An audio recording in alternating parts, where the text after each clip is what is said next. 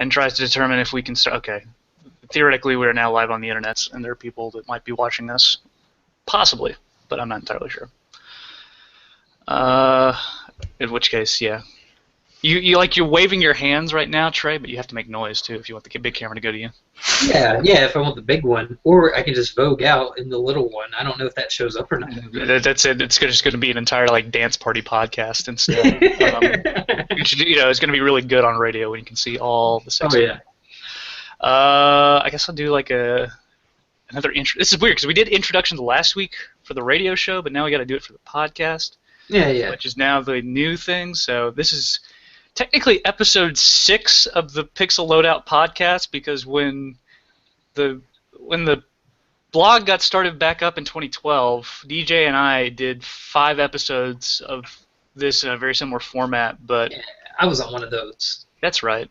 I was going back and looking at it, and I've got a few more aspirations though to be able to help propel this into something a little bit different this time. But so we get to start with a few numbers on our back, I guess. But this is the Pixel Loadout podcast. It's gonna hopefully be every Wednesday right now, I guess around the 8 o'clock-ish area, while phones ring. Phone on silent. It's okay.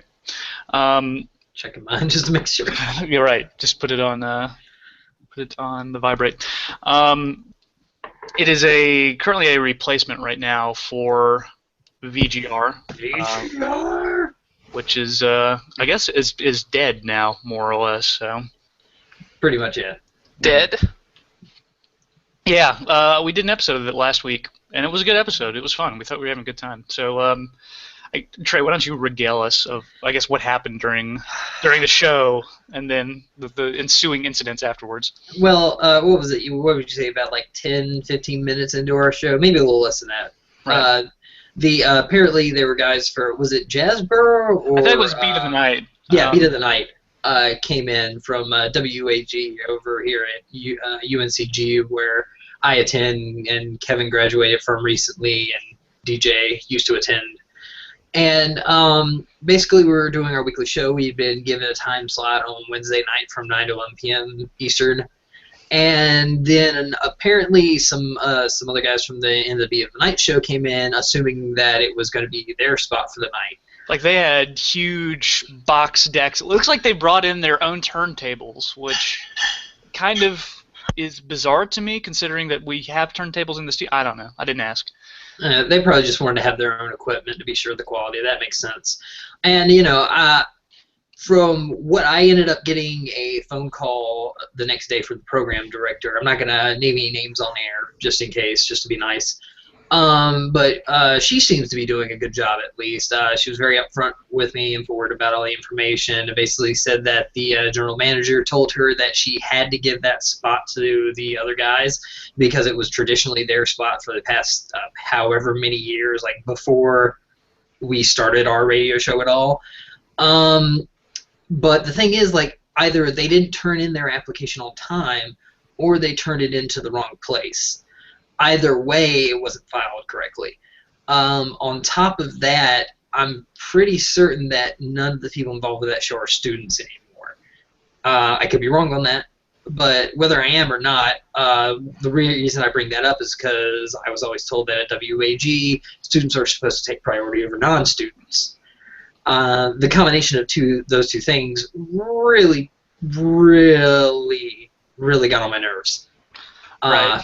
And there's some other details around, the possibility of us trying to reschedule the show for a different time was brought up, but at the same time we'd been told about a week in advance that this was going to be our slot. I cleared away with my work schedule to make sure that I would have that night off to be able to do it, as well as Colleen, who's actually, she's not in the show tonight, and we're trying to get some stuff set up so her possibly do some stuff in the future with us on this. But more or less, that was going to be the perfect time slot that we were going to have and be able to keep doing stuff. But that getting upended from us makes it no longer a possibility. So here we are. Yeah, and at the same time, yes, we're going to lose out on doing a lot of the music stuff that we used to do, which I still have a big passion for. I'm hoping to be able to slide in some music here with some OC remix stuff, considering that they've been very kind to us in the past. Still, one of my best memories for doing VGR was getting a call from the community manager over at OC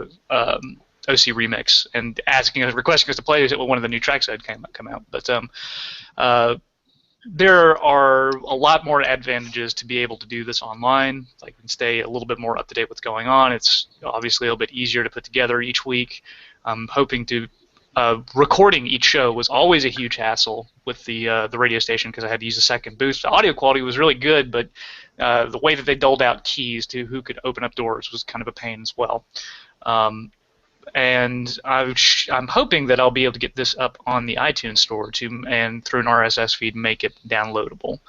So, yeah, like, I guess VGR ends, with 71 episodes under its belt now, and it was a good time. But I want to be able to say how much a new game costs. So that's not a bad thing at all. Yeah, that's true. We had those restrictions from it being like a non-profit or however it was termed for being a college radio station. But now we could make calls to action if we want. Right, exactly. You must buy this. We demand it. It is a part of our essential list. Anything else from Konami? What do you remember what some of the other restrictions, DJ, while we were there, like that you could like? Yeah, like we can't say excessively or repeatedly dirty words. Right. Is that? Yeah, and I suppose I can be as truly racist as I've always wanted to know. I can easily call you guys, shitheads, or tell people to fuck off. Yeah, pretty much. It's nice to not have to prance around those little bits of like things. And the thing is that it would inevitably pop up every now and then. More often than not, it was like the money thing, talking about such and such made a few $1 billion, or this is on sale for how much. And people would realize in the middle of the show, like, oh no, I'm not supposed to say that, and then that would really like sort of break up the timbre of things. Yeah. Okay. We did introductions last week, like I said, for people that caught VGR. I'm guessing this is going to be an entirely new audience and things like that. We might as well go through introduction stuff again. Trey, why don't you start? Hello everyone, I'm Trey Fuquay. I'm currently a senior at UNCG and a media studies major. Focusing primarily on stuff like you're seeing right now, video, radio, little things. Hopefully they will grow bigger in time. I've been playing video games for the majority of my life. I remember, owning an original Game Boy, which I happen to have sitting right here. Still works. It's nice. Awesome. But yeah, I've been around for a while. I primarily play RPGs. Used to be mostly just JRPGs, but I've gone more towards Western RPGs as of late. I also enjoy a good turn-based strategy game, any kind of 4X usually. Not very good at real-time strategy, though. And I'm 28, if that's relevant. Cool. And he has a sweet beard. But once again, another one of those things that when you get the audio-only version of this, you can totally just hear in the timbre of his voice, like that sweet beard coming through. You don't even need like the windsock or anything like that for your mic. Just a good natural muffle. It's like the pubes of Zeus. Right. Yeah, that's exactly how I was going to describe it. Electrifying. I'm Kevin Harrison. I've been doing this kind of stuff, I guess, going on about 3 years now. I just recently graduated from UNCG with a bachelor's in media studies. I've love podcasting. I've been, like I said, been doing this in some form or another for the past 3 years, like between this and VGR and a bunch of other random Google Hangout things. Hoping to make it a little bit more of a regular thing. I play lots of video games as well. I've been really big into streaming stuff as of late. XSplit turns out is really cool and really easy to use, and I highly recommend everybody give it a shot. But video games are just about pretty much all kinds. I would have said not sports so much, but I consider Rocket League to be a sport right now, and Rocket League is a lot of fun, so there's that. But yeah, big into like RPGs, like action games. I like shooters, even though the Black Ops 3 beta has once again reinforced that I'm really not that good at online multiplayer shooters. Yeah, and stuff with really crazy like stories and stuff and things like that, like Metal Gear coming out next week, which I cannot wait for. So, and I love just making cool, nifty projects like podcasts and videos and things like that when I have the time. And we have third person on tonight. do you want to be like a regular thing for this, DJ, if possible, or do you want to be a special guest? How do you want to play this? I have no idea because I don't know what my schedule is going to be like. But yeah. So I'm DJ. I've been doing this show for pretty much as long as Trey and Kevin have. I took about a year off when I left. Yeah. I guess. Yeah, you've been gone since last winter, I want to say. So. Yeah, and I'm also a very recent graduate from UNCG with a bachelor's in communications. My first ever console was the N64, and I play a wide range of games. I mostly focus though on shooters. I do love my League of Legends though. I don't know. Yeah, I mean, I'm also really into adventure games, platformer games, all kinds of games that involve stuff. I don't know. It's all good. So, DJ, what have you been playing this week? I've actually been playing Resident Evil 4. I guess it's because I know the Resident Evil 0 remake is coming out, and Capcom recently announced that they're remaking Resident Evil 2. So yay, that sounds like a lot of fun. I got like a few seconds to talk about that on last week, but I'm pretty excited about that. RE2 is one of my favorites, but what do you have left to do in RE4, or is it just like comfort food and it's good to go back to? Yeah, it's just, I don't know. It's like one of those games where I've beaten so many times. Like, yeah, it's just a game where I just go to, I don't know, relieve stress, I suppose. Where are you in right now in terms of where you were playing last? I already beat it. I'm just going back and going through on professional mode. Actually, no, I'm going through separate ways right now. Yeah, that's nice.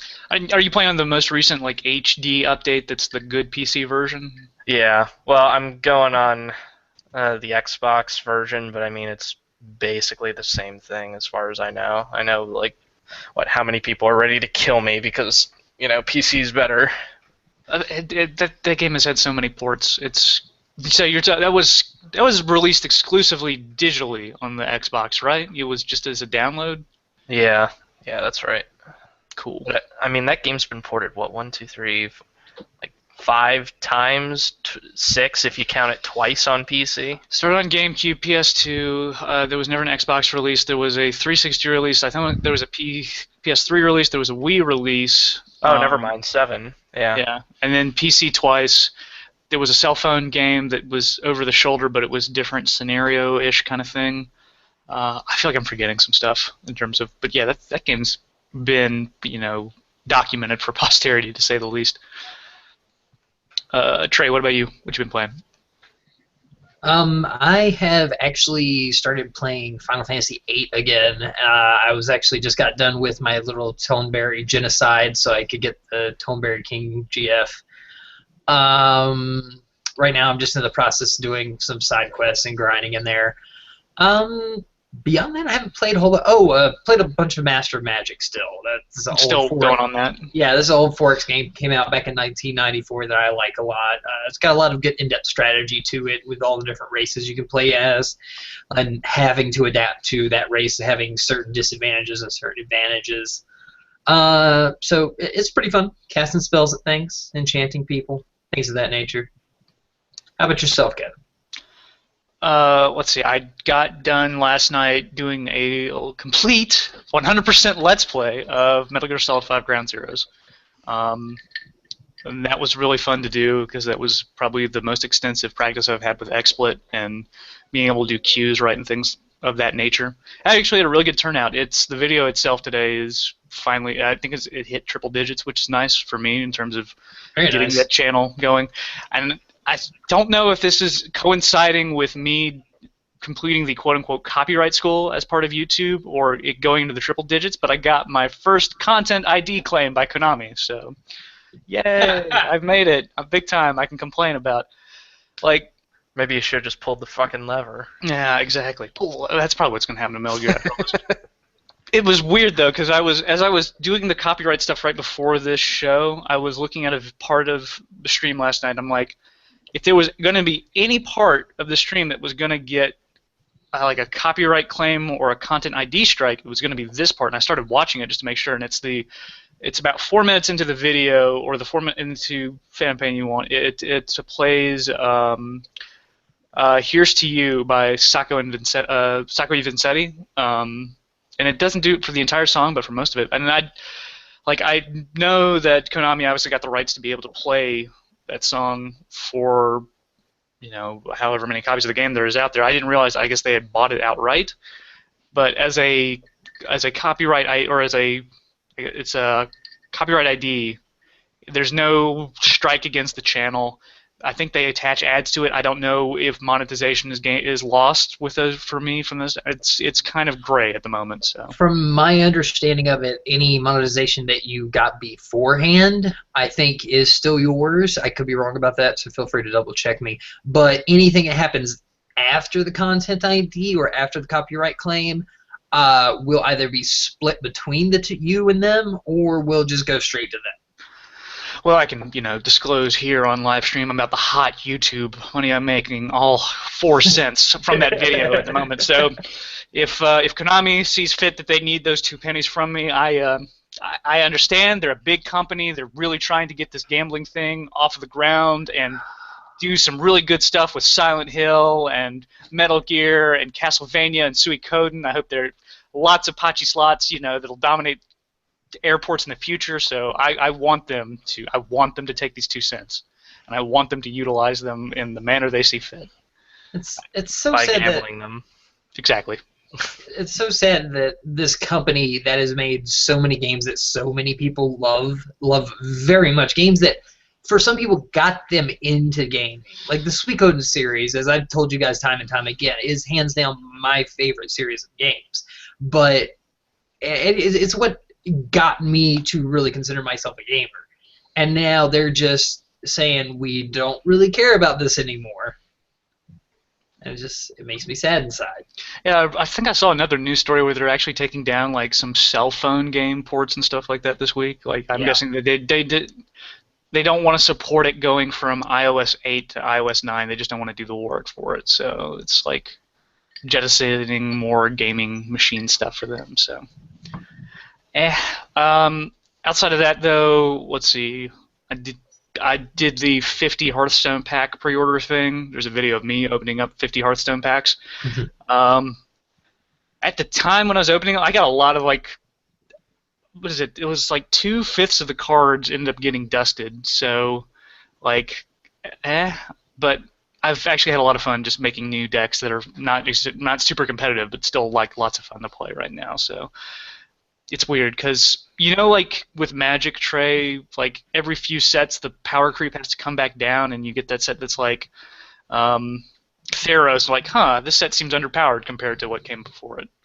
Yeah, and it's really sad because that happened with one of my favorite set actually with Kamigawa, and now no one wants to go back there. Yeah, well, K-Block had to do that right after Mirrodin. For me, I got into Magic around Mercadian Masks, which was notable of coming after the Urza block, and that was also very depowered by comparison. And that's what this expansion feels like. There are some things that are chase and very powerful, and that will shake up the meta, but it's probably under 20 cards or something like that out of 140. So, but it's still fun. It's good. Hearthstone gives me so much free fun essentially for chasing quests and doing arena runs. So, and I'm still working on Shadowrun Hong Kong, which is looking to be really fun. I'm hoping to write a review up for it soon, hopefully before Metal Gear comes out. Because if I don't finish it before then, I'm just never going to finish it, as it turns out. Yeah, but that's bad.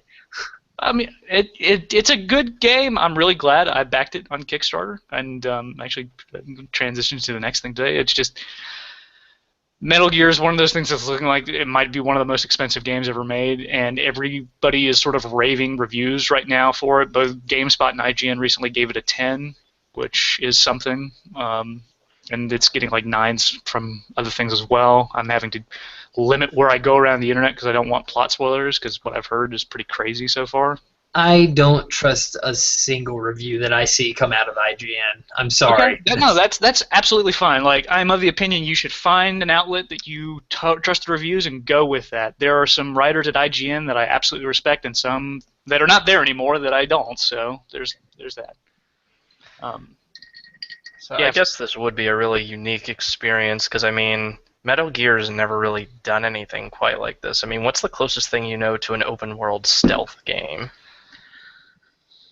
Yeah, like both Trey and I just like furrowed our brows a little bit. I don't think there's very much like that. Like structurally, everything I've seen is that it plays like what Peace Walker always wanted to be, outside of being like Peace Walker feels like the mobile version of this full-fledged game that is finally coming to fruition now. Like going around fultoning soldiers and making your base, that all plays together, but just apparently the breadth of what you can do in the world seems pretty fantastic. Granted, this is all stuff I've been watching from previews. Like, I will give you a better idea next Wednesday if I am not like in the middle. I don't know if I'm thinking about streaming a lot of what I play as I go along. So, The closest thing I can think of that could possibly be considered an open world stealth game, and it's not really technically open world, is like some of the Deus Ex games if you go stealth mode. yeah, even those are still like sort of self-contained and small level parts. Yeah. Arkham Knight, I guess, kind of, but it's only It can be. it's only in certain sections where you're like you should go Predator mode, bro. Yeah, that's very true. Did you ever end up finishing that before you refunded it, or? Arkham Knight, no. I barely took, like, I don't know, I only took down a group of guys before I said, oh no, hell no, I'm not playing this. It was so much stutter. It's funny to note that that game is still not on sale on Steam. I was actually able to play through the entire thing before you had managed to refund it through the Steam family sharing thing, which is fun. And then Miguel got a copy of that when he bought a new video card, so it's still technically in my Steam account. Boy, I cannot believe how unplayable that game was. I mean, I guess you must not have had much trouble with it, but for me, it was just constant stuttering, and it was driving me nuts.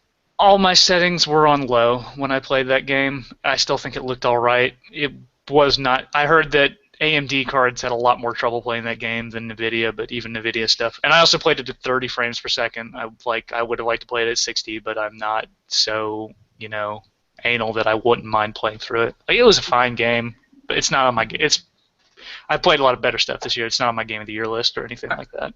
I really hated that I hear quite a few games that things I've tried to play are just not really optimized for AMD cards, because that's what I went with. That's when I built my PC, and so it just kind of sucks. I don't know why they don't do that outside of like making deals with NVIDIA. When that happens, then I can tell you why. It's essentially because NVIDIA has a larger market share at the moment. There are statistics out there. I know that NVIDIA has more than 50% of like the graphics cards being sold out there.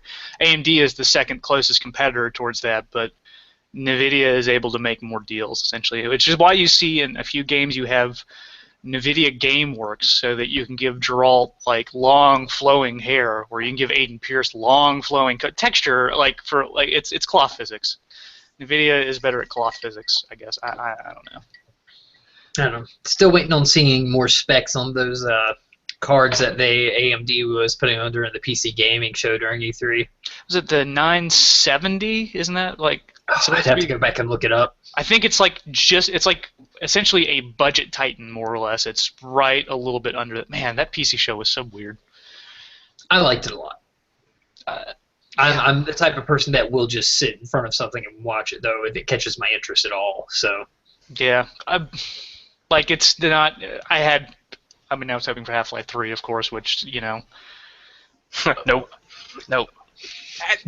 Yes, no, I should not be hoping for that, but this also came right after the PlayStation show during E3, where I'm like, if they did maybe Last Guardian, or if they did Final Fantasy VII, or they, that would be a good show, and they did them both, and then Shenmue, and I'm like, yeah, sure, Half-Life's got to be next, right? That's the only way we can do escalation. Broken Dreams. Start using bulletproof armor. We start using bulletproof armor. They start using armor-piercing rounds. Batman Begins. Escalation. It's a thing. Yeah, I don't know what made me think of that. We got news. The fall is starting up right now, and that means games are coming out and news stories are popping up here and there. Yeah. I put some stuff into the document today, and I guess I got it up at the top here. So I want to talk real quick just about Divinity Original Sin 2. Its Kickstarter went up today. There's some really cool videos right now of prototype stuff they're hoping to do, and that game looks fun as hell. So what was Divinity Original Sin 1 for any of us that didn't play it? Well, it's sort of like a callback to traditional CRPGs, like think sort of Baldur's Gate-ish kind of thing. You're rolling characters, and there are sort of like it's not quite D&D rules, but it's sort of like a custom XCOM-ish kind of rules. There are less dice being thrown around, like you still get a hit and miss chance and stuff like that. But it really played up on having sort of a comedic sense of fantasy world. It's not quite like Terry Pratchett or anything like that, just some really odd, funny scenarios, as well as really tactical combat with elemental interaction. You do things like throw a barrel of oil on the ground and then shoot a flaming arrow into it to cause a huge explosion and things like that. Or it'll start raining, then people were super conductive and you can start dealing out real lightning damage and stuff like that. It's a really, really cool game from 2014 that got through. It was from Larian Studios, who've done other Divinity games, and it's fantastic. And the other cool things, it also has co-op. I know Trey and I tried to start doing a co-op stream of that, and it just turns out You left me behind. I did. You can look I at was trying to experience the story. You can look at that's the thing. I pretty much beaten the game, so I knew exactly where to go for some stuff, and me being patient was tough. It's kind of like same problem I had doing the Shadowrun stream. It's like I have to read all the voices and stuff like that, and then when I'm on stream, it's like, do I read everything in a super dramatic fashion, or do I just skim over it because people want to see more story, I guess, and kind of for the gameplay. Because gameplay in Divinity is so good. It's so good, but it's really talky as well. The story's real good too, Kevin. It is. It is. I think the gameplay is just a little bit better. But some of us want to experience that stuff with a friend. Yeah. So, I mean, I want to go back and play Divinity Original Sin. They are doing a free update to the first game and they are enhancing the. They're doing it with a simultaneous release for a console version of the game, but they're doing an enhanced edition where I think they're adding a lot of voices to characters as well as just smoothing over bugs and adding some more content. So I'm probably going to hop back on that game later this year when the enhanced edition comes out, and then we should do some more stuff with that. Yeah, right? let me know. Just when I'm reading something, don't run off because I don't know what you're doing. That's all. Yeah, DJ, if you get some free time when I'm, out at work and stuff like that, my Steam library is open. You should download and give it a shot. It's really cool. Ooh, yeah. You could play it with me. We could experience the story. That's right. Yeah. Yeah, we can. Because I still haven't finished that, actually. Hey, if both of you want to start doing like a stream thing and I'm not involved at all, that'd be fantastic. That'd be adding some more content on there because I'm currently dwarfing you guys like 100 videos to one right now. It's true. Yeah. Stuff, so. Okay, but yeah, it's the second one is like currently Kickstarter right now. It's planning to have a release in 2016. It's going to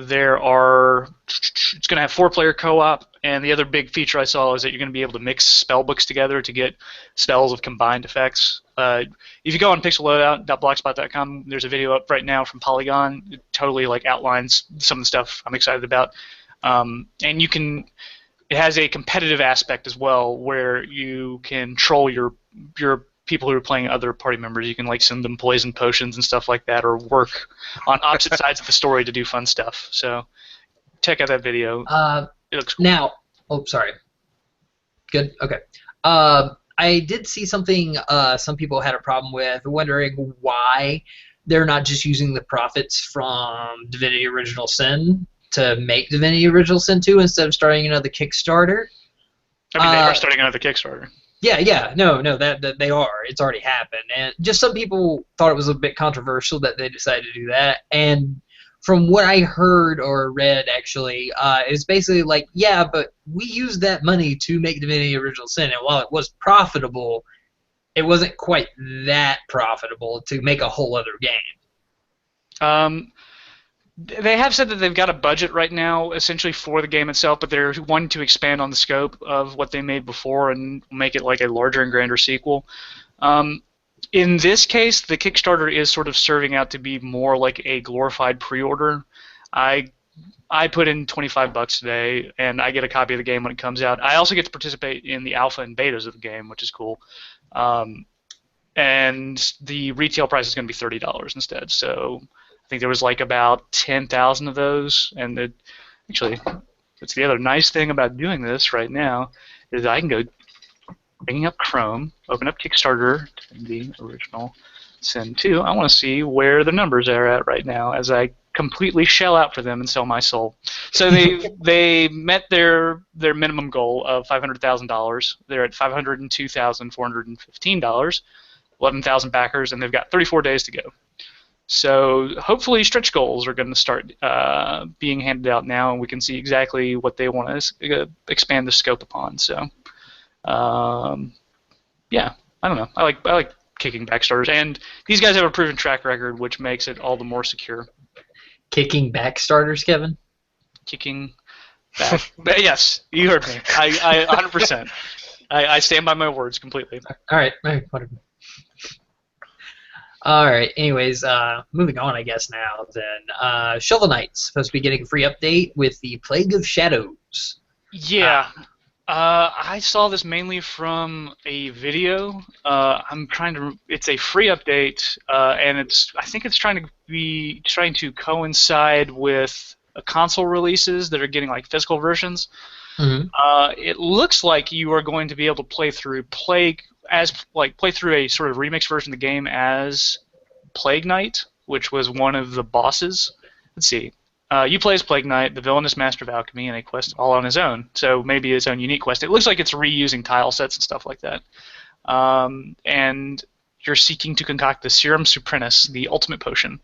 And so you have to go around the world and pick them up. Basically, more Shovel Knight is a good thing. That is really all you need to know. That game had an amazing soundtrack. It had amazing gameplay. It is probably one of the best things that came out. Still haven't gotten to play that yet. I need to do that. You just download it, find yourself a comfy controller, and go nuts. I actually just got my DualShock 4 up and running on my PC last night. I used that to play through all of the Metal Gear stream.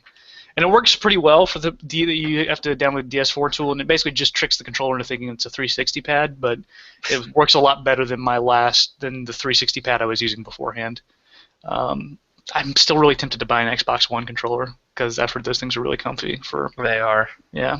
The new one, I do want to get one of the new ones when they come out, but at the same time, the price point on them is pretty up there, so I'm kind of iffy on it. It's like 60 and maybe 70 if you want like the cable and charging. I don't know if you can get your own cable for it though. DJ, do you remember when you had the Xbox One? Did it come with a proprietary cable? No. Or was it just mini USB? They only sold it with a wireless controller. And so you had to use batteries with it? Yeah, but at least the battery pack was more reliable than the 360 versions. Like I said, I was in GameStop yesterday. I know for a fact there are like $70 or $80 versions of the controller that have the rechargeable battery and the cable, and like that's the important part is getting. I can look this up, but I just seen what the cable is that connects it. But then there's also like the $150 like Pro no scope controller that they announced earlier this year with the triggers on the back. Like, oh God, no, that's too much for a controller.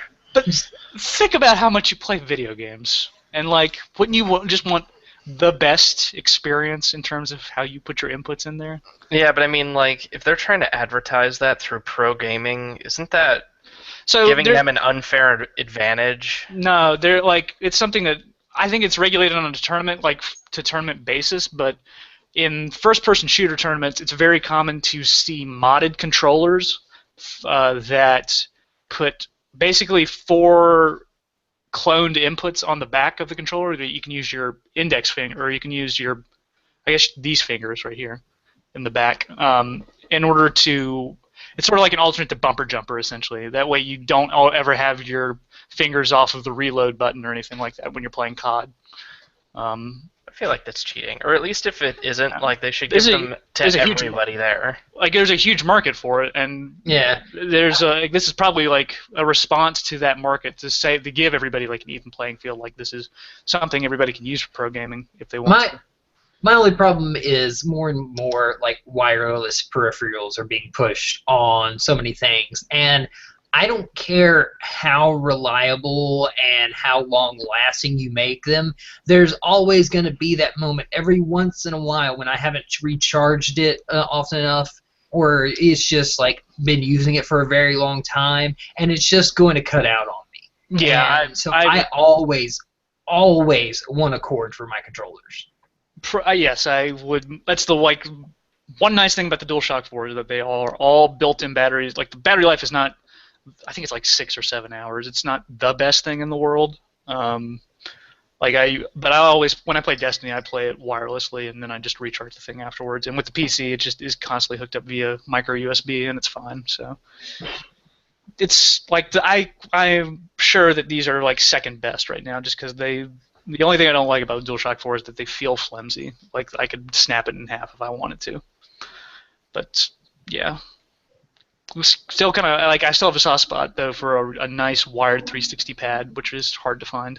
You could always try the new Steam controllers. I don't know how well they function, but I mean, are those actually out to buy, or are they still considered pre-order? I don't know, but I mean, Steam has. If you go on Steam, the featured page has like an advertisement for them. Okay, we should probably start going down the list a little bit more. Yeah. Like I love spinning off into tangents, but. Metal Gear Solid 5 has microtransactions. This is a funny story. So, there's a feature in 5 called forward operating bases where you can basically set up mini mother bases in different parts of the world that gather more resources, but they can be attacked by other players. And when that happens, you go into a 1v1 mode where one person's trying to infiltrate and you're trying to find the person who's sneaking around on your base. And it's just different from the 4 or the 8-on-8 Metal Gear Online that's coming later with the game. But so for the review copies of the game that are out right now, it's a separate. I think it's a separate executable, or it's a separate contained mode. And it says in the game's UI that you have to use MB coins to be able to set up the bases. And some reviewers over at GameSpot thought that this mode was locked behind a paywall. And Konami said, we're going to give you more details about that. And so, without any more information, GameSpot just reported on that, saying it looks like this mode is locked behind a paywall. Konami comes out a day or two later and says that's simply not true and totally bashes down GameSpot's claim on that. Whereas GameSpot defends right now, it's just Konami wasn't giving us enough detail, so we had to go off assumptions here. The first forward operating base you set up is free. After that, you have to use mother base coins, it looks like, to be able to set up more.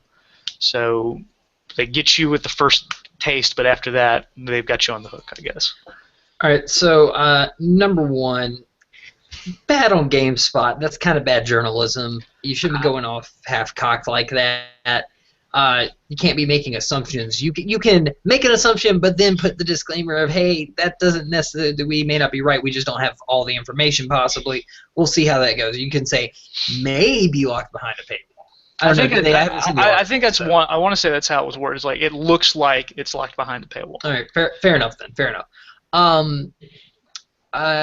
Any kind of what's the term that's Jim Sterling has used? Fee to play. Yeah, fee to play games. Anything that's a premium game that also has microtransactions in it, which was it Assassin's Creed Unity? Yeah, Unity was notorious about that happening. And it's not okay in my opinion. If you don't charge $60 if you're also going to put microtransactions in my opinion. Any game, period. Well, they got to feed their gambling addiction somehow. Yeah, clearly. I can't. I'm leaning on your side with this, Trey. I think it's I guess abhorrent is the right word to expect more money out of your consumer after they're paying a full price $60 for this. At the same time, I've yet to play it. They give you one of these for free. I don't know if you only need one. It's all for bonus, and it said it's totally optional. You can play through the entire main story, which is supposed to be very large and lengthy anyways, without ever engaging with this mode, theoretically. No. For any type of free-to-play element that ends up having microtransactions in it has been scientifically proven to psychologically try to drive you further into paying those extra fees. It is just designed that way. If nothing else, because it forms the haves and have-not mentality. Yeah, right. You've got to have more bases in order to stay on a competitive level, and especially if there's something like leaderboards for this. Yeah, and even if if you can earn that currency in game somehow, even if that's a thing, it's still going to be made to where you're going to be doing it at a much slower pace than anyone that chooses to play it. And who has a video or music on in the background? One of you two has something on. I don't think I do. I think Not you're me. quiet here. Maybe it's your house. No, because it's coming through my headphones. It might be electrical distortion. If you have a lot of electrical devices in one area, like this happens with some of my speakers, sometimes they'll pick up radio waves. It's weird. That is weird. Okay, fair enough. But it'll happen. My bad then. I'm not getting anything on stream, so we can go back over the tape. We can look at the tape after this and then see who's at fault. Yeah, if somebody will hold me to this next week when we start talking about this game, I don't know if I'll be far enough in to access FOB mode yet, but I will give you my impressions of it if it's completely heinous and means you shouldn't buy the game at all, or if it is just a blip on the radar. I was just curious. I'd be curious to see like where the cost brackets are and how much you would have to pay to like essentially max out your base. Yeah, I think that would be interesting. The pricing model does sort of fast. What is a pricing model for a Metal Gear game, and does it get to be zany in any way? But yeah, look forward to that next week. Like I said, I'm planning on streaming Ground Zeroes, or not Ground Zero, Phantom Pain, and hopefully we'll get some info on that. Kind of Funny Games right now is actually doing hour-long Let's Plays this week of the game itself. They got it a bit early. So if you want to see some non-spoilery like gameplay of it, of Greg Miller totally messing up stealth, it's kind of a fun time. Yeah. No, never been too big of a fan of the Metal Gear series myself anyways, and I just don't want to give Konami any more money anymore at all. That's totally fair. Wait a few weeks or buy it used. Or just play it off, yeah, or it'll be, like I said, it's on the family sharing thing, it'll be on my account, and then you can just play it off of that. Okay, next story. So YouTube Gaming, or I guess is it games.youtube? I don't know what the name of the service is exactly. It's like YouTube Games or something. I think it actually launched today. This article might have been a bit odd because they had if you go on YouTube, it has a little like game controller icon up next to the YouTube icon, so it's probably going today or tomorrow. No, yeah, it's definitely today because it's essentially like I'm still confused as exactly YouTube Gaming. It's gaming.youtube.com. I'm still slightly confused about it because it's sort of like almost a segregated platform just for gaming content. What's the word I'm supposed to use besides segregated? Because that's exactly what this is, right? Like separate but equal, right? Right? Like, some more equal than others. So it's supposed to essentially like archive nothing but like and I'm guessing it's stuff that I don't think you have to sign up for it. I'm guessing that if you label videos as being game related, it's automatically put on the service. It's going to have its own URL, its own app for smartphones and things like that of that nature, and like searches will autocomplete for like, you know, say if you search something like instead of completing call to action or something, it'll say Call of Duty instead because that's probably what you're searching. Like, it's supposed to be a competitor for Twitch. I get that. I thought that YouTube on its own was kind of already that, so the service still kind of baffles me at the moment. Like, I'm looking at the page right now, and it's a lot of Let's Plays, it's a lot of live streams, it's a lot of people with their videos and like the heads in the corner while they play. Like, what kind of tasteless fanatic would do that? Check out my stream from last night if you want some more info on who that is. Yeah, cool, I guess. I don't know. What do you guys think? I guess this would reduce your chances of getting your videos taken down at the very least. You would think that. You'd think. That is true. That's not a guarantee. You would assume that since YouTube is partnering, you know, or at least supporting the idea of having gamers on YouTube, that you think that they would do a little bit more to protect videos from being taken down. But I could totally be wrong. So you go for it, Trey. Yeah, I ended up actually coming across an article on Kotaku that was talking about it, and basically with their content ID, the actual their like terms of use and whatnot. Basically, it's the exact same thing as YouTube, right? Yeah. The thing is, like, it does say that even for things like the Hangout that we're doing right now for this or streaming, if the content ID matches something in your stream, it can just shut your stream down at that moment in time.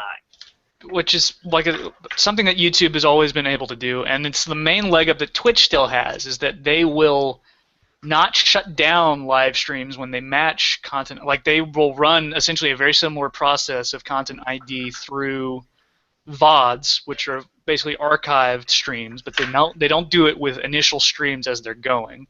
So here's a quote from the YouTube guidelines. It's like, please understand that a content ID claim may interrupt your live broadcast, even if you license the third-party content in question, or even if you restricted your broadcast to a territory in which you own all the necessary rights. If a third party has claimed the content in your video through Content ID, you may ask the content owner to whitelist your channel to facilitate future live streams and hangouts on air. In other words, exactly. Yeah, it's just like, so it's no different than what they have now. Anyone could just claim a copyright and boom, your stream just goes bye-bye. Yeah, or what archive videos and stuff like that as well. Like, it just, I get what they're trying to do. It doesn't seem to be anything. At the same time, if I'm interested in following this and seeing if it turns into anything, I don't think, when I'm looking at my YouTube controls, I don't really need to do anything on my side to have my videos appear. Like, if I go search Pixel Loadout right now, the streams that you did the other night are already up there.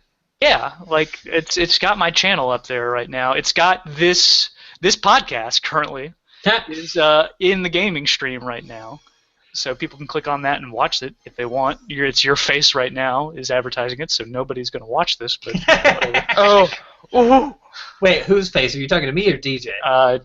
Well, that's the mystery, right? No, it's you. You look like the son of the Unabomber right now. So, please, this beard brings all the gamers to the yard. Okay, clearly. It's my fault for not getting enough manly-like bush right there in my face to be able to bring in more viewers. That was kind of a weird sentence. Yeah, YouTube gaming.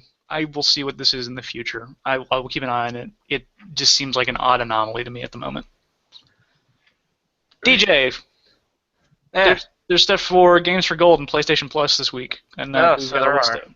Why don't you give me a rundown of it?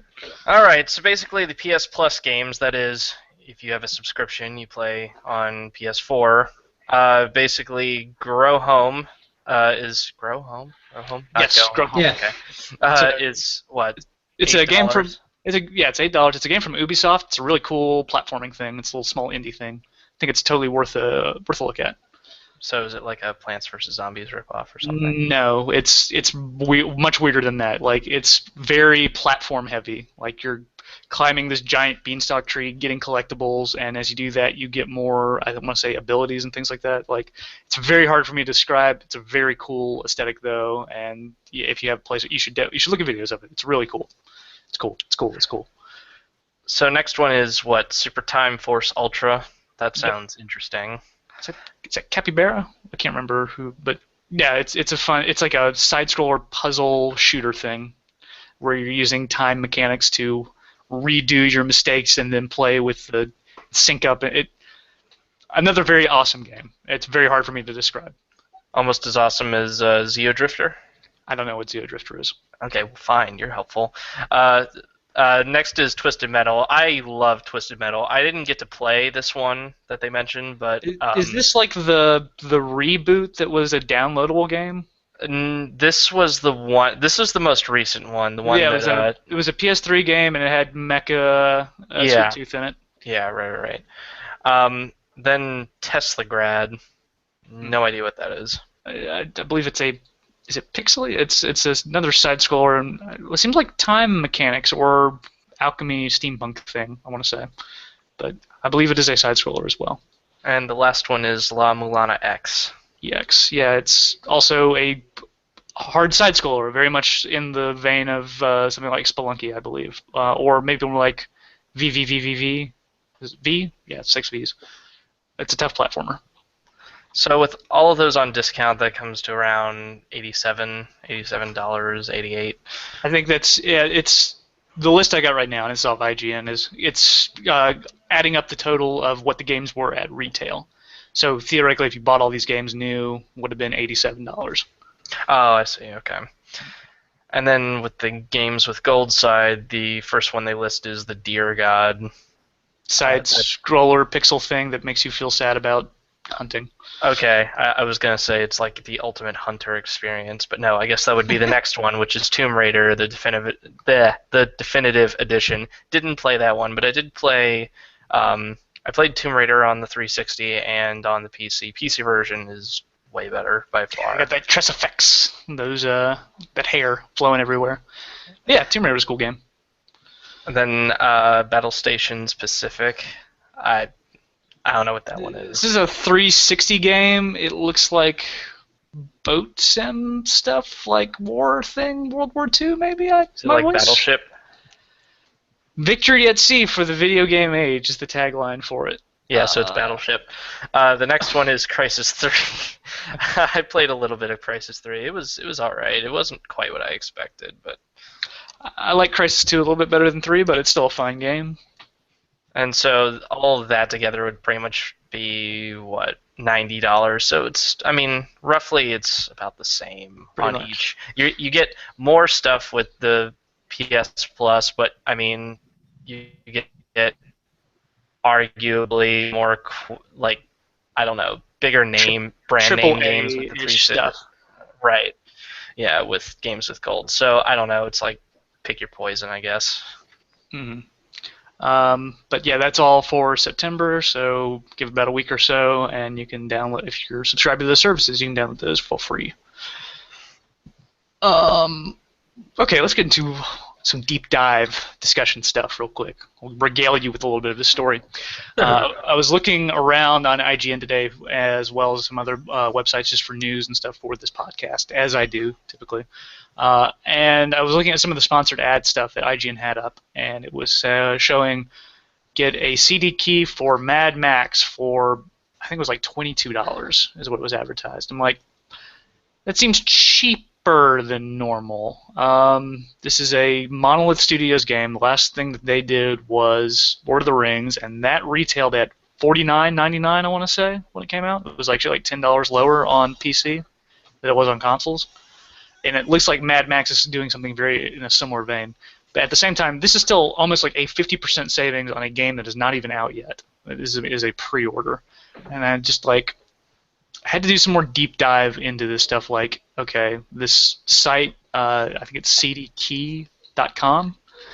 And I wanted to see if they were legit. And I started reading reviews and stuff. And the vast majority of people have been able to redeem keys that they have bought through that site and have not had a problem with it. There's been like one or two things I saw that somebody was worried of ID fraud stuff, or they had to talk to customer support and eventually got a refund. But for the most part, it seemed like on the up and up.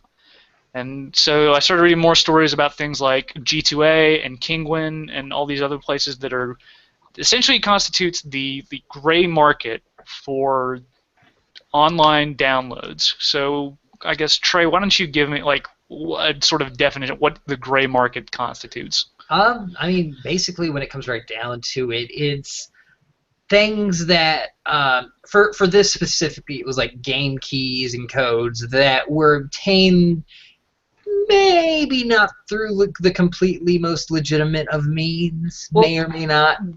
Don't like where the source of the key from is a question.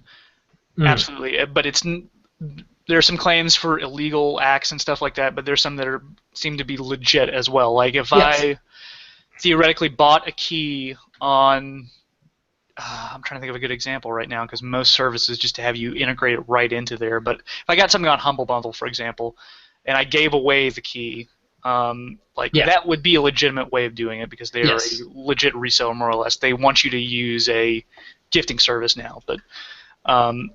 And you can go to like forums and stuff like that. Like I've gone on people's streams before, and like when I had extra keys from Humble Bundle, I've given them out through that as well. Through that, so like first-party markets are like Steam and Origin. If you buy a game on Steam, you know you're going to get the game you paid for, and you don't have to like worry about where it came from. So there's a lot of different methods of how keys get onto these gray markets, we call. Like one of the first ones I saw was Steam trading, People will trade extra game keys that they have for in-game Steam items like hats and stuff like that. Like, I know I have some game keys in my inventory. I think you gifted me like the ship or something at one point. I still haven't redeemed that yet. Damn, I don't know who's singing. Maybe it is on my side. Like it sounds like something's being picked up by someone's mic. It might be on my side, but I've got headphones on. I'm gonna go back over this and maybe I can scrub it. Anyways, so like that's one of the more legit-ish ways is just trading that around. Credit card fraud has been like one of the things though that has in the past has been a significant note of that. There was a large influx of, I think it was Far Cry 4 keys and Watchdog keys that Ubisoft initially revoked because it was other markets, people purchasing the keys with fake credit cards, but selling the keys off before they were able to cancel them. And then it was like a huge outburst of that. And Ubisoft started getting a lot of ire, so they turned the keys back on for people that bought it and just said, in the future, keep an eye on this. There are games that are released that you get more than one key for. I think Ghost Planet was one that got released recently, and when you bought that game, you got a second key because the developer initially wanted you to give the key to somebody you cared about and see if you could introduce gaming into their life in some sort of special way. A lot of people took those keys and put them on, resold them on a market, essentially. And then finally, the more interesting one that I was reading about was reviewers on YouTube and stuff like that asking developers for keys for review, saying that the first key that they got did not work, and then asking for a second or a third one, and then eventually turning around and selling those keys, maybe not even reviewing the game altogether. That one I have a major problem with. That's messed up. That's pretty dirty. That gives other people that do that sort of work a bad name. Mm-hmm. Like, we're hoping to do maybe. Yeah. We'll take some reviews. But I gotta get paid, Trey. I gotta eat. I gotta sell my extra 5 copies of Metal Gear Solid 5 at 50% off, and I know you want that. I mean, I want the Mad Max, like that Mad Max key for $20. That would save me a lot of money. It does sound nice, doesn't it? But I mean, there are certain ethical and moral quandaries that you have to worry about with this stuff. Primarily due to the fact that sometimes these keys do come from shady means, like the credit card fraud that you were talking about, or those review codes. Other times it's legitimate means, like you were talking about with like the old Humble Bundle codes. And so it's hard to tell. At the same time, however, this gray market does give a little bit of competition to the first-party sources, which is not necessarily a bad thing if you're a capitalist. And on top of that, it also does actually sometimes end up providing video games in places where you couldn't get them normally, like if the game didn't come out in your region, or if for some reason you were having problems with the version in your region and you wanted to use it from another one. Like China just recently lifted the ban on the game consoles. Right. But for the longest time before that, it was gray market only there for a number of things. You just couldn't get it otherwise. Mm. So it provides a service to some people who can't get it who just legally can't get it by legitimate means. Right. Sort of like the mentality, like legitimate means. The mentality was like that market was never going to buy the game to begin with. There's no harm to them having it, more or less. Yeah. Like if they're that passionate to be able to get it, which is kind of the slippery slope argument for piracy when you start getting down to it. But my perception of all that stuff is like there are probably a percentage of keys in these services that are legit that you could buy, and you would never have to worry about them eventually getting deactivated because, oh, we found out this was. We tracked the key and this was purchased with a fraudulent credit card. Just like, oh no, this is something somebody bought at some point, decided they didn't want to install, and they traded it for something. I imagine though that percentage is not 50-50 or 60-30 or even like I would wager to bet a good 10 to 15% of those keys are maybe legit at the most, and maybe that's even too generous. But at the same time, I look at sites like G2A. I know a bunch of streamers that I watch, for example, like Hearthstone, I see all the time G2A advertisements of like, you use this redemption code to get 3% off your purchase. The streamer makes some portion of that, and it is all just CD keys being redeemed. Hell, my favorite thing that I was looking at some of these, which was sort of baffling to me, was that both G2A and Kingwin offer from 1 to 10 random Steam codes you can get. Like you pay $10, you get 10 random Steam codes, or 5 random Steam codes, and they bundle them based on Metacritic scores. Like the 5 Steam codes you get, they will not be under Metacritic rating of 70 or something like that, which is like, that is some fascinating roulette stuff and a great way for me to expand my Steam account and like my backlog of games that I'm never going to play. Like, oh, these are quality games that I just don't have time for. It's almost like buying card packs, I suppose. Yeah. Like, buy this card pack, it's, cheaper, but you're not going to get any ultra rares, or in this case, games that have a high Metacritic score, I suppose. Mm-hmm. Yeah, the other thing that I've started to realize is that I probably have actually been participating in part of this trade. I believe I've used Green Man Gaming before, and some other people I believe have as well. I don't know what you're talking about. Yeah, and some of the savings that I have gotten on that site make me believe there have been issues before with gray market keys being redeemed, or keys being redeemed and not being honored initially right up front. But the vast majority of those issues have been resolved, from what I can tell. Yeah, but I don't know. So after hearing all this, DJ, and hearing me sum it up, how do you feel about the issue?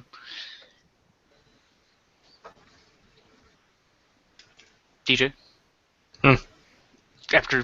Okay, I'm so glad you're paying attention. I'm sorry. How do you feel? No, I went over to the stream and I couldn't tell who was talking, if it was you in the stream or it was you now. Okay.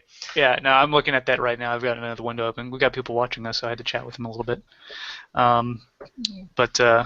Yeah, gray market keys, how do they strike you? I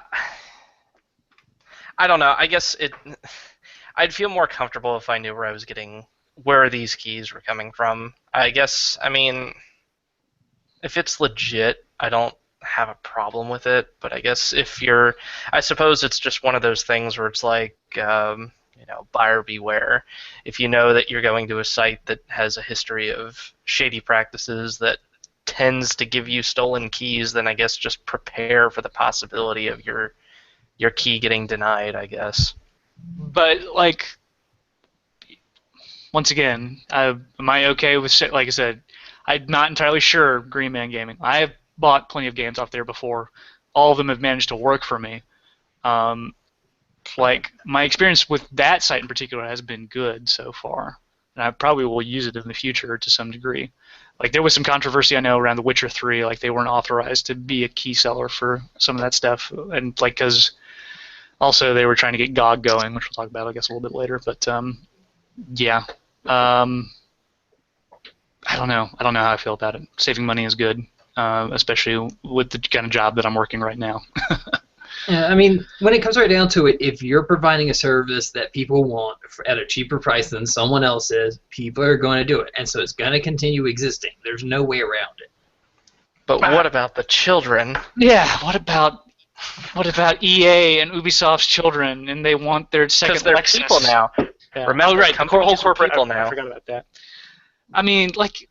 I don't have the disillusions of anything like me buying from these services is totally sticking it to Konami or anything like that, and they're not going to get my $30 by doing this. I'm not kind of fight the power by buying cheap video games or anything like that. It's just I don't know where to put blame entirely on this.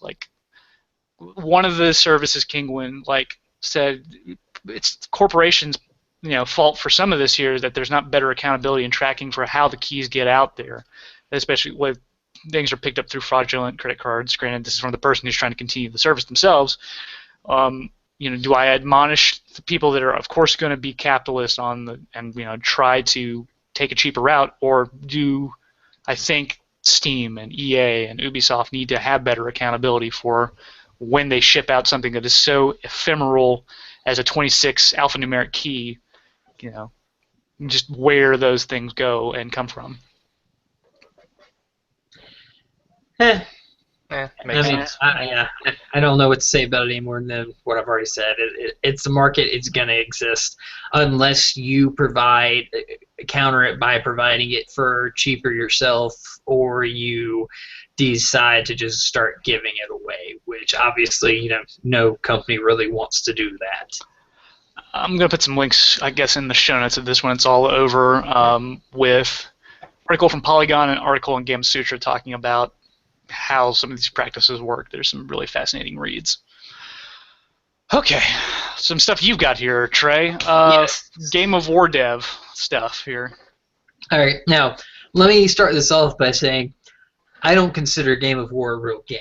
Okay, that's fair. But that's just for me. I understand that's just for me.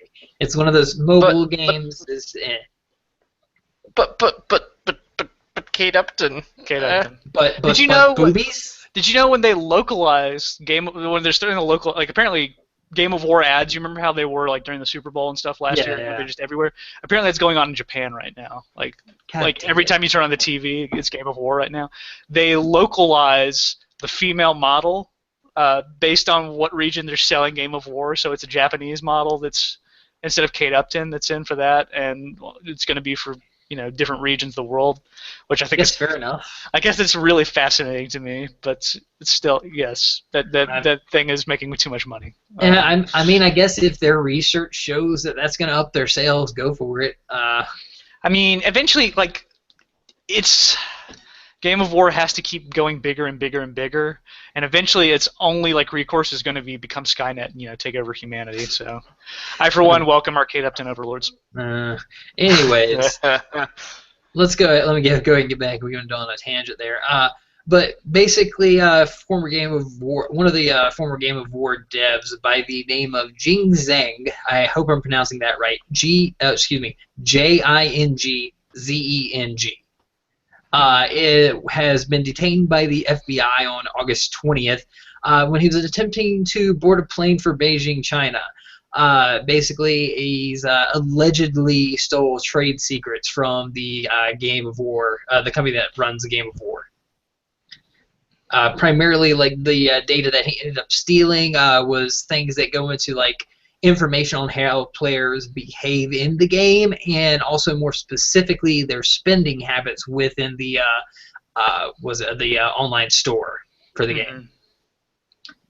So, I guess we don't get any extra details then on what these quote unquote trade secrets are, but it's just no. Yeah, because it's a secret. I want to know. See, the article that I saw for this was on GameSpot that I ended up getting, and basically one of the quotes they got is from an executive there with the company that runs who makes Game of War. That's what I should look up. I know this. It's the only thing the company does, and it's Machine Zone. Machine Zone. That's it. I knew it was one of those generic names. But basically, it was the data Mr. Zhang allegedly stole provides valuable insight and a huge competitive advantage over other online game providers and competitors. It's I guess it's their secret sauce of the perfect ratio of microtransaction to friend interaction that lets you take over the world. To boobs. Yeah. Yeah, there you go. I forgot about that third bit in there. But basically, the guy was upset with his position at work, and he asked for a transfer, and they denied him, and so he started downloading information from one of their proprietary databases in the company. They found him out and confronted him with it, and so then he basically started trying to use it as a bargaining chip to get a severance package. And they were gonna offer him a 3-month severance package as just hush money. But then he's no, I want 6 months. And so they just decided to call the FBI instead. What? This is far more interesting now because the secrets are clearly valuable, and it's something that would get I want to know what they are. But is this one of those things if it goes public and then suddenly Machine Land loses all their clout because it's some dirty secret? is this like Ashley Madison scale hack or something like that for like the info? And like you wouldn't believe the people that are playing it. Obama plays Game of War or something like that. I want to know. Maybe it's some sort of hypnosis. There you go. Maybe it involves boobs. I don't know. Something to get you to spend money. I can tell you're fixated on something, BJ. I mean, that's what they advertise. Like That that's what is they what they're advertise on it advertising. alone. Like that's like you sit down and watch one of those commercials. It's like You don't know what the game is is about, but you know that Kate Upton is taking a milk bath for whatever reason. And she's so. in this like stereotypical, not actually protective female fantasy armor. We should move on. We're not doing anybody any favors by sticking around. That's really about all the information we have on this anyways. We gotta wait for more updates. But it was something I thought would be interesting for the show. DJ, you're still playing League of Legends, right? Yeah. So, do you like? I've been sort of out of the loop lately. Do you know what this huge upset is right now? With was it Counterlogic beating out Solo Mid? I mean, these two teams have sort of been rivals since they first formed because the owners of both teams actually used to play together, and then I guess creative or just coaching differences led them to start their own teams, so there's always been sort of this bitter rivalry between them. That's like Solo Mid has more or less been the one that has been benefited since, or have been on top since the split. Like they have been one of the dominant like forces in the like League of Legends scene, for lack of a better term, right? Yeah. And so, yeah, Counterlogic actually came out and totally cleaned Solo Mid's clock, more or less. From what I can see, like the article I've written on this, just like smart gameplay, good picks, good plays, etc., like just having better players, more or less. Yeah, I mean, at the end of the day, that's all you really need. But I guess, I mean, Solo Mid, yeah, they've really been one of the top tier teams ever since esports really got big. And I guess Counterlogic hasn't been bad necessarily, but I guess more people were just expecting Solo Mid to win again, and they didn't, I suppose. But I mean, as far as I'm aware, like every season, there's always been a different team that's won, and it's not like one team has dominated every single year. It always changes hands. So, I mean, I don't follow esports as closely as other people do, but yeah, I could understand why there's sort of a bitter rivalry between these two games. It's just like, I don't know if. See, according to chat right now, North American League anyway, Etsy Amphomo is a god, and yeah, thank you, Mike, for that little bit of input. Yeah, so that's cool. I just lost the doc. What's next on the documentation? Next up is actually one of the things I posted up. A potential mass shooting may have been avoided at the Pokemon World Championship in Boston. Yeah, this was a story that was out of last week. So World Championship for it was Pokemon cards, right? I'm not actually sure. None of the things that I had said, but I'd assume that's most likely because I don't know of any actual like big official Pokemon video game tournament places. Well, I mean, there is a championship for now. I guess it is just straight up the video game itself. Okay. Yeah, I guess it was actually just the Pokemon game. I could have sworn I saw somewhere it was cards on championship. I really would like to get that right. Yeah, one of the statements it talks about TCG. Yeah, which would be trading card game. Yeah. Yeah, so I believe it is. I believe it is the card game. I want to say. Anyways, so yeah, why don't you detail some more of the story for me there? Yeah. Well, basically, there were two men who I'm gonna have remain nameless at this time. By the way, two adult men who basically had this like really nasty Facebook argument with a group, and ended up making some threats and talking about bringing guns to the World Championships. And then when they got there, police were waiting. They had already been reported on, And so when they got there, they were detained, and a search warrant was obtained to search their car. And then they had a number of guns and quite a bit of ammunition in their car. So this looks like it may have been a legitimate threat, and it was actually stopped. Yeah, there was a picture that was on Facebook of them with their guns crossed on the back of their car, saying that they were ready for World's Boston. Here we come. And yeah, you can. The picture floating around right now is of what the police managed to take from their car, which is a computer, 2 cell phones, a tablet, a knife, looks like a hunting knife because of the orange handle, an AR-15, and some kind of shotgun as well. Yeah. And it looks like it probably like more than 100 rounds of shotgun shells and God knows how many bullets as well. It was, yeah, far too much stuff for what anybody would call to be self-defense. Far too large guns for something that would be a concealed carry. It looks like it was definitely going to be some kind of mass shooting. They could have started a small war with what they brought. Yeah. I don't think Boston has an open carry permit either, so Yeah, I'd be surprised if Boston, of all places, does. I've not seen anybody try to justify that these guys were in their rights to carry this much ordnance on them in any way, shape, or form. So it is safe to say that, yeah, very illegal what was going on here, and I'm really glad that these guys were so dumb as to post all this stuff online, and were so on top of things to be able to essentially prevent them from entering the premises to begin with. So, yeah, this could have gone remarkably bad. Because from what I saw on there, it actually was the TCG game. That's redundant. The TCG community that actually was reporting this to the event hosts and to the police, and so it's a good thing to actually see the community policing itself to some extent, and the actual police and the event holders actually taking steps to prevent something from happening. This is the way these things should work out, especially if it's just they're being so blatant about it. Mm-hmm. Yeah, social media finally being used for some good. Yeah, let's move on. All right. Where are we at right now?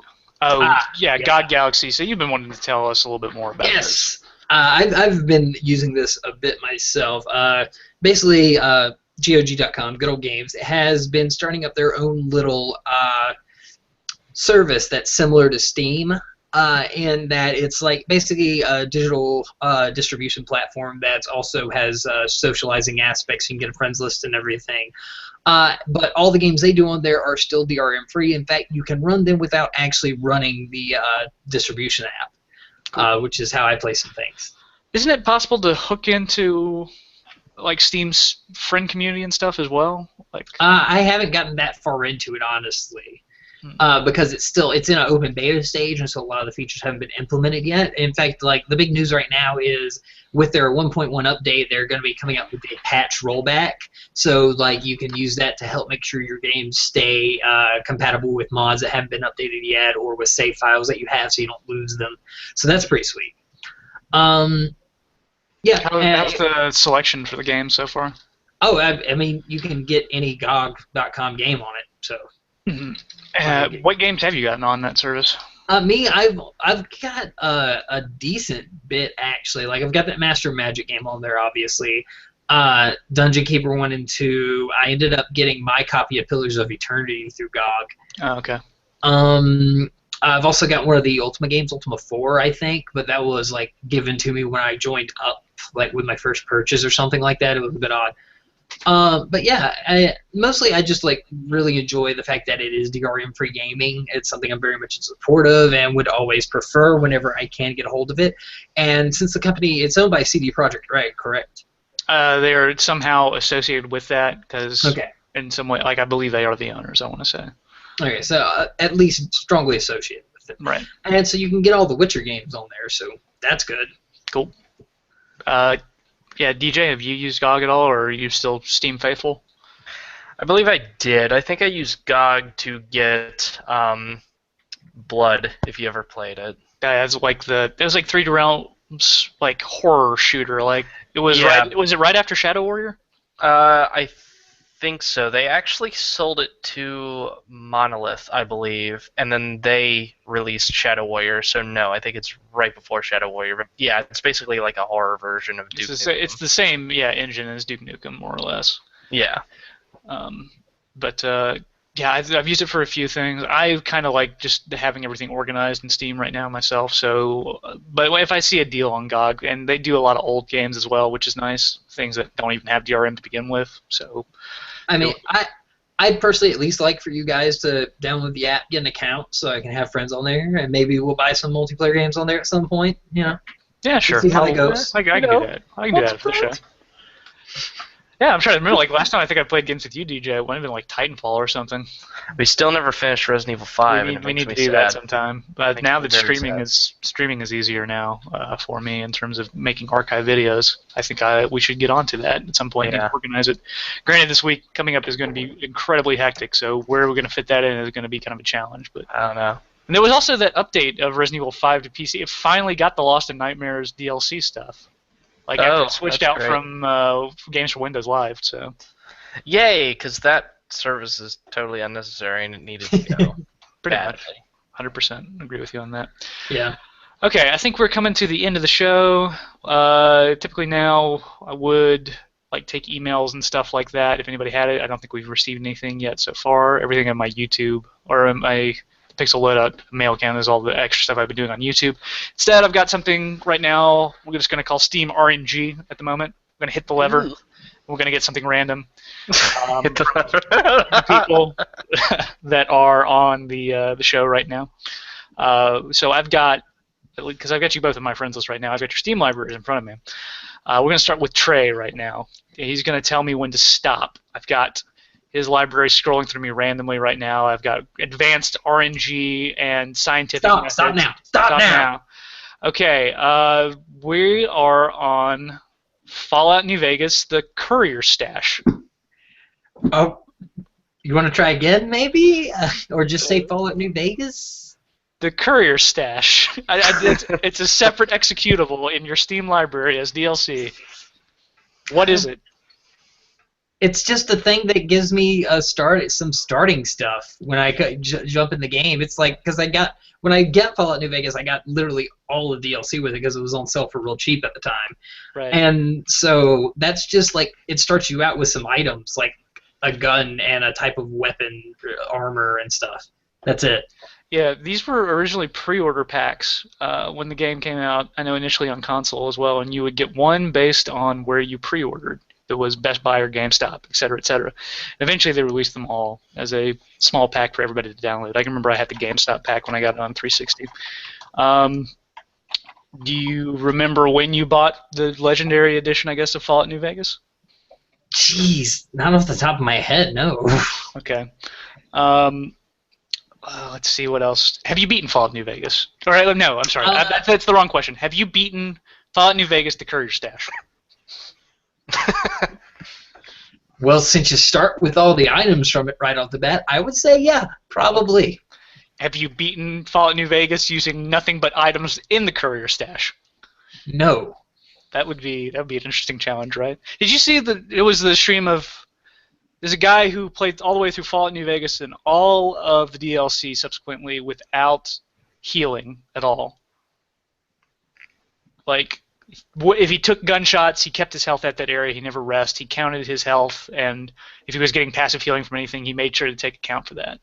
I think it's like Mini a True Nerd or something like that. You should check out that stream. It's fascinating. Wait. What do you mean he took account? Like apparently there are passive mechanics in the game. Like if you go to a DLC, it'll auto heal you to completely full and stuff like that. Or if you pass so much time, you slightly recover health.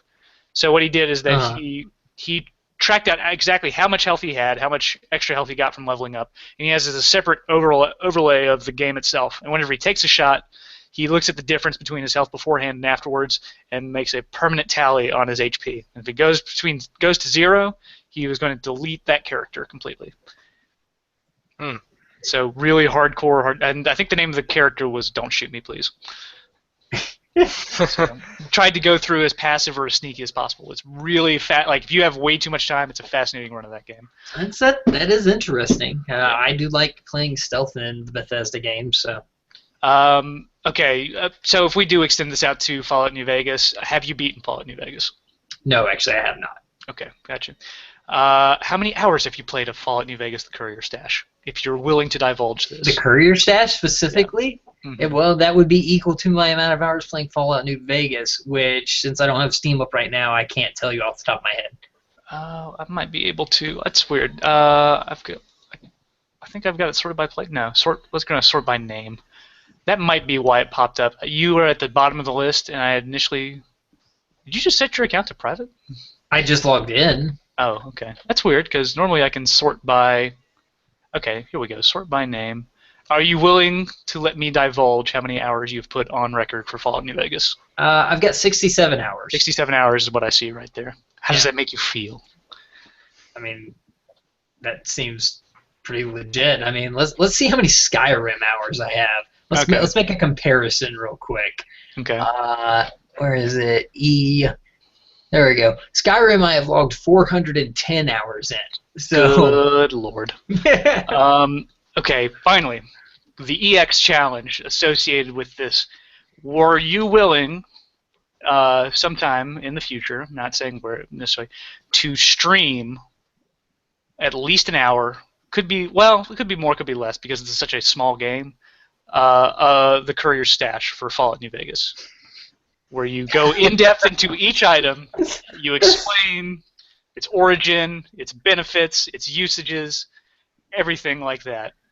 Yeah, I can, I guess. Okay. But admittedly, when it comes down to it, people will easily find people Trey, who know that better Trey, than I would. Trey. Like you for that matter, weren't you doing a documentary on Fallout New Vegas that hasn't been finished yet? Yeah, I actually got comments of that on YouTube. I don't know if I'm ever going to finish that because it takes me like at least 24 hours to put together each of those episodes, which is ridiculous for 20 minutes of content. But I love doing that series. If I could make this a full-time job, I absolutely would do that. So, yeah. But that is the challenge for you sometime in the future. I don't care if it's a 10-minute video or a 15, but just like it's this silly Steam RNG challenge video of you looking at Courier Stash items and seeing what other mods you have, I guess, installed into New Vegas. So, but Trey, this is not my fault. You hit the lever. This is your fault. Okay, DJ, are you ready? I'm ready. Okay, we are currently doing our super fancy mathematic algorithm rolling. I think I'm going to put sound effects in the background of like a pachinko machine going. Patchy slots. You get that lever. You get that beep sound. That the Price is Right. Oh yeah, yeah. I haven't seen that since Drew Carey started. But DJ, just tell me when. Now. Okay, now. Wow. Resident Evil 5 / Biohazard 5. Ooh, yay! I believe we're just talking about this. Yeah, we were. Okay, so let's see. You need to tell me what is, TJ, in so many words, what is Resident Evil 5 / Resident Evil 5 is like the epitome of manly gun-shooting zombie action. Just kidding. It's a sequel to Resident Evil 4. You play as Chris Redfield in Africa, shooting infected people with your sidekick, Sheva Alomar, and you get to shoot Wesker repeatedly in the face. For anyone that knows who Wesker is, play Resident Evil. Gotcha. Do you remember how you got this copy of the game in particular? This one on Steam. Mm-hmm. Do you remember when you bought it? I believe I bought it because it. What I think there was a sale on it at some point, and you wanted to get it and co-op through it, so I got it because of you. It was only because of you. My fault. Got you. Are you willing to divulge how many hours you've put into this game? Yeah, sure. I've actually only played for 5 hours. I'm reading 6 hours for this, which maybe it's because of the flip over from the games. I think it was a separate executable. It went from the Games for Windows Live version to the new version that doesn't have that anymore. It might be why the hours are so low. You've played this. In fact, I want to say, DJ, maybe the first summer I met you, I know we definitely played Rock Band together, but we might have played all the way through Resident Evil 5. I'm Didn't pretty we? sure we did. Yeah. On I can't remember which. It might have been professional. I want to say. If you had to give an estimate, how many hours do you think you've put into every version of this game that you've played? Every version of this game. Oh boy, let's see. I'd have to say I'd probably sunk around 200 hours into it. Jeez. If I had to guess, I don't know. It's just I've sunk so many hours into Resident Evil 4, and Okay. yeah, I don't know, maybe 150 to 200. It's just. I mean, Mercenaries is pretty good, and who could forget that classic versus mode that was a part of Resident Evil 5? Oh People god, spamming I played Wesker it all once day long. and I regretted it. Yeah. Oh, The EX challenge would be to stream this game for an hour. You've currently streamed this game for probably 4 or 5 episodes, so I was gonna say that's kind of cheating. yeah, at this point, so we're gonna have to get you back in again, I guess, for something. Yeah. Okay, I believe now it would be my turn, and I'm gonna have to get somebody else to pull I'll the do it. lever for me. So, I'm currently running the algorithm right now. You can't see how I do this. It's a very, very mathematical fashion that I will someday reveal. But whenever you feel like telling me to pull the lever, Do it now! Now! now, I have the swapper. Neither of you guys know what the swapper is, do you? I do. Heard of that. I don't remember much about it. I don't think it ever sounded like something I really wanted to play much of. That's the game where you jump back and forth with your shadow, right? Yeah, it is a 2D puzzle platformer. I'm trying to remember the company that did it. I wanted to say it was a Facepalm Games. There you go. And it's it's very much a 2D homage to Portal in a lot of ways in terms of the kind of puzzle stuff. It's a very sort of mysterious story that's going on. You land on an alien planet after being jettisoned from a space station. You don't know the reason why, and you come across a device, the eponymous swapper. Which what it does, you can instantly create clones of yourself in the environment, and you are able to swap your consciousness of your character from one of up to 5 clones going at once at any time. When you do this, it goes into slow motion, and you have to solve a lot of puzzles by putting clones onto switches and running them around in certain procedural ways. And the game story itself asks a lot of interesting questions about who you are, about why you were jettisoned from the space station, and then the ideas, some really up there philosophical ideas. The idea, if you made a clone of yourself and you transfer your consciousness from one body to another, are you that same person? Do you lose a bit of yourself every time that you do that?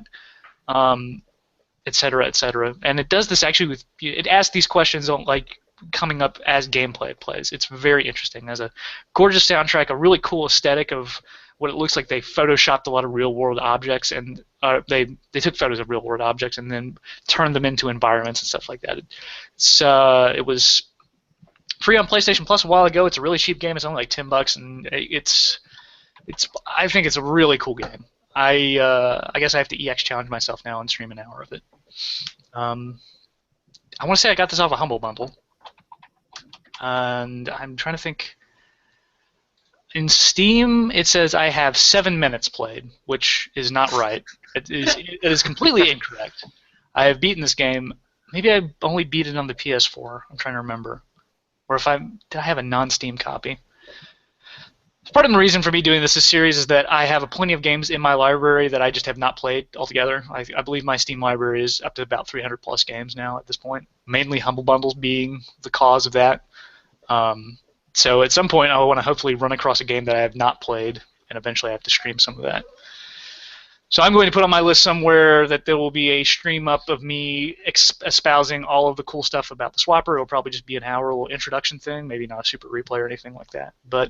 So this will be a thing we can do maybe every week, maybe every other week, and it'll be interesting to see what guests have, assuming they have Steam libraries as well. So that's all I got for today. How about you guys? Are there any other news stories to throw in there or anything like that? Nothing that I saw that was important in my opinion. So Yeah, same here. All right. We got to come up with a new regular spiel for this stuff where we promote all of our things, Trey. Yeah. I guess the first place to start out is if you like this podcast, you want to support us some more, best place to start looking at like the live cast of this is to go to the YouTube channel. You can search out Pixel Loadout on either YouTube or YouTube Gaming. We have a blog, pixelloadout.blogspot.com. Most of the stuff ends up getting put there as well, and it's very easy to find the YouTube channel after that. I'm hoping to turn this into, like I said, I'm lucky to get an RSS feed going, and maybe we'll have you can find us on the iTunes store at some point and give us star reviews and whatnot and tell all your friends. We should get a Twitter. Yes, we should get a Twitter that's shared between all of us, because none of us actually really use Twitter. But if we only of us have to use it 1/3 at a time, maybe it would be bearable. Yeah. I'm hoping in the future to get some more project stuff started. Like I said, we got live streams going. I've got aspirations of getting either a Patreon going, maybe a Kickstarter for this. Eventually, down the road, maybe some of us can start making some money and turn this into a real gerb. If you're watching this now, or listening to it, tell your friends, tell your family. These guys are awesome. They know what they're talking about. They come up with really cool news stories and really silly games, and direct them to us. If you want to ask us some questions and have us give our honest, unfiltered, uncensored responses, send them to pixelloadout@gmail.com. That's all one word. And like I said, check out the blog. There are old episodes of VGR up there if you want to hear some really cool, kick-ass video game music. I'm going to try to include some in here with the MP3 version of it. I think we're all just associated with that. I'd ask if there are any separate side projects that people are doing, but I believe I have assumed direct control over all of your lives and make sure everything is run through my platform. No, I'm not currently doing anything right now. I'm planning once I've done a couple more updates going back to Big Pharma and checking that out a little bit more. And I'm going to probably end up doing just a straight-up Let's Play of the original Suikoden game. If I hold you to that, Trey, I'm going to get you that capture card. Yeah. And if sometime after I've gone through that, then I'm probably going to do a little bit more of an in-depth review style thing, or more like going into the storyline and all the different characters and how they relate to each other throughout the story. So. Yeah, have you taken the 271, 272 capturing and editing class yet for me? No. Every time I try to get into that, it's just already full. Yeah, a lot of people need that for the degree stuff, but that's where I did a lot of the Fallout stuff and the BioShock documentary that I made DJ participate in at the time. So I was essentially able to turn this kind of thing that I do into A's and A pluses for those classes. So in the spring, you should sign up for those as fast as you can, and then you have plenty of time to plenty of excuse to say, hey, this is what I'm doing this for class. Yeah. Yeah. So that's all I got. So for the Pixel Loadout podcast episode 6, I believe, I'm Kevin Harrison. I'm Trey Fuquay. I'm DJ. And we will see you next time. Bye. Yeah.